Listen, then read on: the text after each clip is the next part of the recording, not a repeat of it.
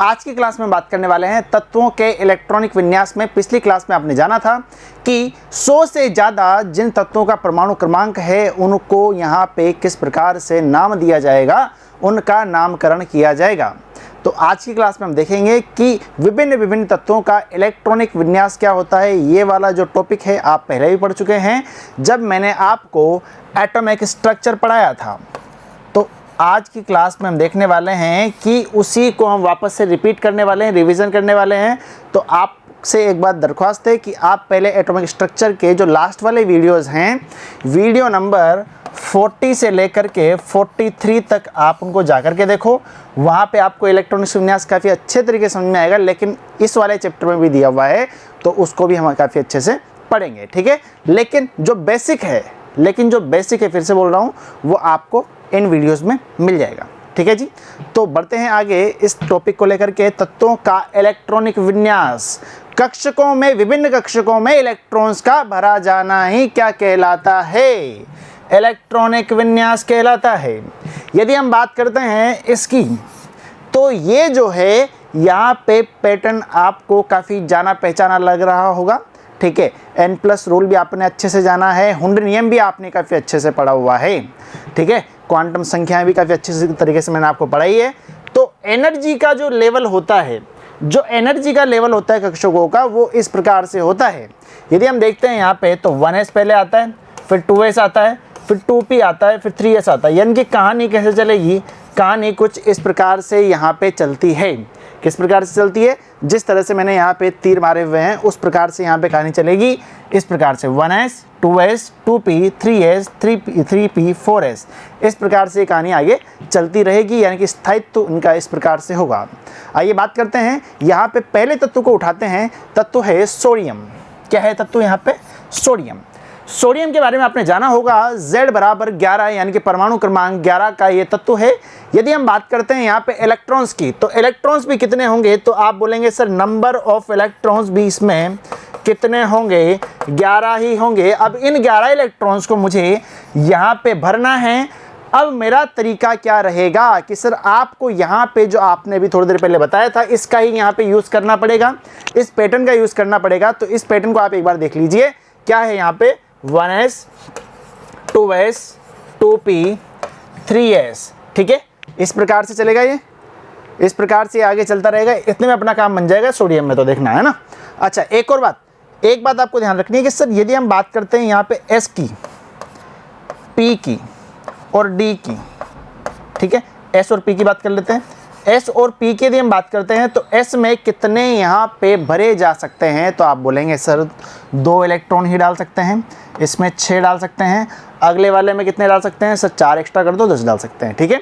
इस प्रकार से कहानी थोड़ी सी आगे चलती रहेगी, आगे बात करते रहेंगे। आइए बात करते हैं S की बात करते हैं। तो देखो यहाँ पे इलेक्ट्रॉन्स कितने हैं अपने पास में, तरीका क्या रहेगा? इलेक्ट्रॉन्स कितने हैं? तो आप बोलेंगे सर 11 हैं। तो आप एक काम करो, इसको लिख लो पहले, 1s 2s 2p 3s यहाँ पे लिख लो। अच्छा जी, चीज़ ध्यान से देखो यहाँ पे क्या लिख रहा हूँ मैं पहले। अच्छा, ये पहला क्या है? यहाँ पे 1s है, तो 1s में s में कितने इलेक्ट्रॉन्स जा सकते हैं? तो आप बोलेंगे सर 2 जा सकते हैं। कितने जा सकते हैं भाई? 2 यहाँ पे जा सकते हैं। अच्छा, 1s 2s यहाँ भी 2 जा सकते हैं। अच्छा, p में कितने जा सकते हैं? तो आप बोलेंगे सर p में 6 जा सकते हैं। ये कुछ याद आ रहा है क्या? ऐसा, ठीक है, ऐसा करके कुछ करते थे, पिछले जन्म की कहानी है ये, ठीक है। वीडियो देखना पड़ेगा तब जाकर ये काम चलेगा। फिर से लिख देता हूँ, 40 से 43, ठीक है। हुंड नियम, N+L नियम, वो सब भी आपको वहीं पे 37 38 में आपको मिल जाएंगे अच्छे तरीके से। चलो भाई बात करते हैं। अब तक अपन ने यहाँ पे देखो कितने इलेक्ट्रॉन्स भर दिए। तो आप बोलेंगे सर 2 और 2 4 और यहाँ पे 6, कितने हो गए? यहाँ पे 10 हो गए। पक्की बात है, गणित आती है। आगे हम देखो कितने इलेक्ट्रॉन से 11 हैं। तो यहाँ पे S में भरे तो कितने जाने चाहिए थे? तो आप बोलेंगे सर 2 तो ये आराम से झेल सकता है, 2 की तो इसकी क्षमता है, लेकिन सर 2 नहीं डालेंगे, हमारे पास में सिर्फ और सिर्फ 1 इलेक्ट्रॉन्स बाकी है। तो हम क्या करेंगे? यहाँ पे 1 इलेक्ट्रॉन यहाँ पे डाल देंगे। तो इसका जो यहाँ पे इलेक्ट्रॉनिक विन्यास होगा वो क्या आ जाएगा? 1s2 2s2 2p6 3s1, जो कि हमारे आंसर से यहाँ पे बखूबी मैच कर रहा है। यानी कि सोडियम का जो इलेक्ट्रॉनिक विन्यास होगा वो हम यहाँ पे ये लिख सकते हैं। अच्छा, एक और चीज़ देखो ध्यान से जो आज की क्लास में नई देखने को मिलेगी, वो क्या है सर, ये तो हो गया यहाँ पे। इसको ही यदि हम देखते हैं तो इस वाली सीरीज़ को ही देखना है। यहाँ पे इसमें से यदि हम नज़र डालते हैं तो सर यहाँ से लेकर के यहाँ तक, यहाँ से लेकर के यहाँ तक, ये क्या है यहाँ पे? तो आप बोलेंगे सर ये जो है ना, ये शायद गिनो कितने इलेक्ट्रॉन्स हो रहे हैं। तो आप बोलेंगे 2 2 4 6 4 10। 10 पे क्या आता है? हाइड्रोजन। साथ में बोलो मेरे, hydrogen, helium, lithium, beryllium, boron, carbon, oxygen, nitrogen पहले है ना, ऑक्सीजन, फिर उसके बाद में फिर लास्ट में क्या आया? नियोन। ठीक है, hydrogen, helium, lithium, beryllium, boron, carbon, nitrogen, oxygen, fluorine, neon, इस तरह से बोला करो। चलो भाई, नियोन आ गया 10 नंबर पे, यानी कि 10 की हम बात करते हैं तो 10 पे क्या आया भाई? नियोन। अच्छा, ये जो अंदर लिखा हुआ है ये किसका लिखा हुआ है? तो आप बोलेंगे सर ये नियोन का लिखा हुआ है। नियोन का ये क्या लिखा हुआ है? इलेक्ट्रॉनिक विन्यास लिखा हुआ है। आइए अब बात करते हैं, क्या आप इसको इस प्रकार से लिख सकते हैं क्या कि सर यदि ये इतना बड़ा है, इसको शॉर्ट तरीके से लिखना हो तो आप इसको क्या लिख देंगे? 10 नियोन। अच्छा, 10 यहाँ पे नीचे क्यों चिपकाया मैंने? सब परमाणु क्रमांक है ना। चलो जी, आगे हम देखते हैं 3s1, यानी कि सोडियम का जो इलेक्ट्रॉनिक विन्यास है उसको इस प्रकार भी लिखा जा सकता है। क्या इतनी बात क्लियर है क्या? ठीक है, 10 नियोन 3s1, यहाँ पे इसको बखूबी लिखा जा सकता है। ठीक है, बढ़े आगे। अब यहाँ पे मैंने सिर्फ नियोन ही क्यों लिया? यहाँ पे हो सकता था कि मैं यहाँ पे इस प्रकार से मैंने क्यों नहीं किया? देखना, यहाँ पे ऐसे भी कर सकता था। सब 2 पे क्यों ना आता? हाइड्रोजन, हीलियम, तो मैं ऐसे कर देता हीलियम वगैरह करके। मैंने ऐसा ही क्यों किया ये आगे पता चलेगा जब हम उत्कृष्ट गैसें पढ़ेंगे। ठीक है, अभी सिर्फ कहानी को समझते रहो, है ना। चलो जी, आगे हम देखते हैं। अगला दिया हुआ है यहाँ पे एल्यूमिनियम। क्या दिया हुआ है? एल्यूमिनियम। अच्छा, एल्यूमिनियम की हम बात करते हैं तो नंबर ऑफ इलेक्ट्रॉन्स बताओ मेरे को फटाफट से। उसके पहले बताओ कि Z बराबर कितना होता है? तो आप बोलेंगे सर 13। अच्छा, Z बराबर 13 है तो नंबर ऑफ इलेक्ट्रॉन्स भी कितने होंगे? तो आप बोलेंगे सर 13 ही होने चाहिए। कैसी बातें कर रहे हो आप भी? ठीक है, अच्छा अब यहाँ पे वो पैटर्न लिखो, कौन सा वाला जो मैं आपको अभी तक बता रहा था। क्या था यहाँ पे? 1s 2s 2p 3s 3p। ठीक है, यही चलता था, इतने में काम बन जाएगा। आओ भाई लिखो इसको, 1s 2s 2p, 1s 2s 2p 3s 3p। चलो भाई, अब भरना स्टार्ट कर दो फटाफट से, जल्दी से। चलो जी, एस में कितने आ सकते हैं? 2 2 2 6। अच्छा, कितने हो गए भाई अभी तक? यहाँ पे 10 ही हुए हैं अभी तो, है ना। यहाँ पे कितने भर सकते हैं? यहाँ पे 2 डाल दो आराम से, क्या दिक्कत है। चलो जी, कितने हो गए? 6 और 4 10 और 2 12। पी के लिए कितना बचा हुआ है? 1 ही बचा हुआ है। सर यहाँ पे झेलने की क्षमता तो 6 इलेक्ट्रॉन्स की है, लेकिन बचा ही 1 है, हम क्या करें? अच्छा जी, चलो बढ़िया बात है। अब इसको देखो, यहाँ से लेकर के यहाँ तक क्या नज़र आ रहा है? तो आप बोलेंगे सर ये तो वापस से मुझे नियोन का इलेक्ट्रॉनिक विन्यास नज़र आ रहा है, 3s2 3p1। ठीक है, क्या अब इसको ऐसे भी लिखा जा सकता है क्या? क्या मैं गलत हूँ क्या? बोलो नहीं ना। यानी कि यहाँ पर भी इसको इस प्रकार से लिखा जा सकता है, क्योंकि ये जो मैंने डब्बे के अंदर बंद कर रखा है ना, ये क्या है? नियोन का इलेक्ट्रॉनिक विन्यास है। ठीक है, यानी कि मैंने एल्यूमिनियम को किसकी फॉर्म में लिख दिया? यहाँ पे नियोन की फॉर्म में लिख दिया, जो कि मेरा बखूबी सही आंसर है। ठीक है, अब नियोन में ही क्यों लिखा है, आर्गन में ही क्यों लिखेंगे, ये सब चीज़ें थोड़ी सी लॉजिकल है। ठीक है, थोड़ा सा यहाँ पे सस्पेंस बना रहना चाहिए। ठीक है, चलो जी बढ़ते हैं आगे, पूरी कहानी को आराम से रिलेट करते हुए चलो। यहाँ पे अब देखना, स्कैंडियम, किसकी हम बात कर रहे हैं? स्कैंडियम, स्कैंडियम नहीं स्कैंडियम, ऐसे बोला करो। चलो जी, अब बात करते हैं यहाँ पे स्कैंडियम की। तो यहाँ पे स्कैंडियम का इलेक्ट्रॉनिक विन्यास की हम बात करेंगे। सबसे पहले परमाणु क्रमांक कितना होगा? 21। अच्छा जी, नंबर ऑफ इलेक्ट्रॉन्स 21। आओ भाई, अब लिख लें वो वाला तरीका अपना, 1s सीधा यहीं पे लिख लेते हैं। अब मेहनत नहीं करनी बार बार। 1s 2s 2p 3s 3p 3d 4s। ठीक है, एक बार चेक कर लेना इसको, सही है। 1s 2s 2p 3s 3p, ठीक है, 4s 3d। चलो जी, 4s3d 3 ये उसके मैंने एनर्जी के हिसाब से कर दिया ये, ठीक है। अब इसको देखना, एक चीज़ यहाँ पे, एक चीज़ बताओ ध्यान से, यदि हम देखते हैं यहाँ पे तो देखो एस में कितने भर सकते हैं, 2 2 6 2 6। अच्छा अभी तक देखो गिनो कितने हो रहे हैं भाई, 6 और 2 8, 8 और 6 14, 14 और यहाँ पे 4 कितने हो गए, 18 हो गए। अभी तक तो 18 हो गए। अच्छा यदि हम बात करते हैं यहाँ पे तो स्कैंडियम का क्या मैंने आपको कराया था क्या, परमाणु क्रमांक, कब, जब मैंने आपको एटॉमिक स्ट्रक्चर पढ़ाया था, ठीक है। तो वहाँ पे क्या होता है कि इसके पास 2 जाते हैं, उसके पास कितना आता है, 1 आता है, ठीक है। अर्धपूरित, पूर्णपूरित, ये सब चीज़ें भी आपने पढ़ी होगी, ठीक है। तो पहले एस को दिया जाता है यहाँ पे, फिर उसके बाद में डी में यहाँ पे भरे जाते हैं।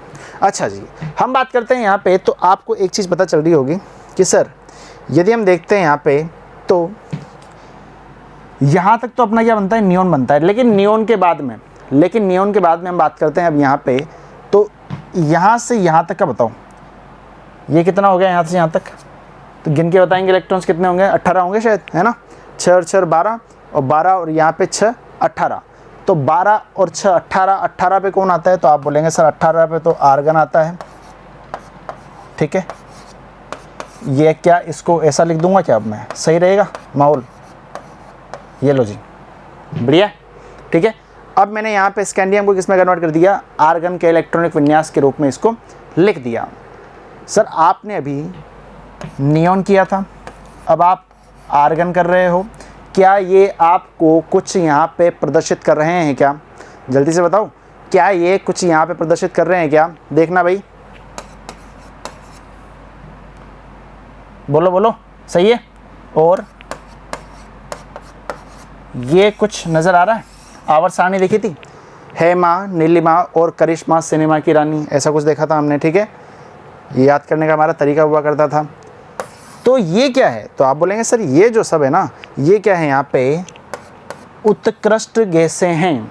क्या बोला मैंने, उत्कृष्ट गैसें हैं। ओ अच्छा, अब बात समझ में आई, यहाँ भी नियोन में, यहाँ भी नियोन में, आगे हम देखते हैं तो यहाँ पे आर्गन में लिख दिए हो आप। तो इसका मतलब ये हो गया कि सर तत्वों का जो इलेक्ट्रॉनिक विन्यास है उसको उत्कृष्ट गैसों के रूप में लिखा जा सकता है।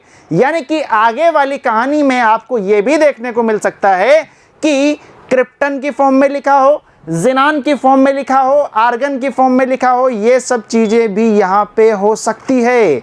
बिल्कुल सही बात है, ठीक है। यानी कि उत्कृष्ट गैसों के रूप में हम यहाँ पे इनको लिख सकते हैं। चलो जी, आगे हम बात करते हैं यहाँ पे किसकी, निकेल। निकेल की हम बात करें तो निकेल बराबर कितना हो गया यहाँ पे 28। चलो जी, लिखा हुआ है सामने देख लेते हैं यहाँ पे, निकेल बराबर कितना है 28। नंबर ऑफ इलेक्ट्रॉन्स भी कितने होंगे यहाँ पे 28 होंगे, ये इसका Z है। अच्छा निकेल की हम बात करते हैं यहाँ पे, तो क्या पैटर्न इस प्रकार से चल रहा है, 1s 2s 2p 3s 3p 4s 3d, सही है यहाँ तो। अच्छा इसमें 2 डाल दिए, इसमें 2 डाल दिए, इसमें 6 डाल दिए, इसमें 2, इसमें 6, अभी तक कितने हो गए, तो आप बोलेंगे सर अभी तक तो यहाँ पे 18 हो गए, यानी कि इस वाली जगह तक तो हमने 18 कर दिए। लेकिन लेकिन लेकिन आगे देखो भाई, ये क्या है यहाँ पे 4s 2 3d 10 3d 8 यहाँ पे लिखा हुआ है, इसको पहले कर लो, कोई दिक्कत वाली बात नहीं है।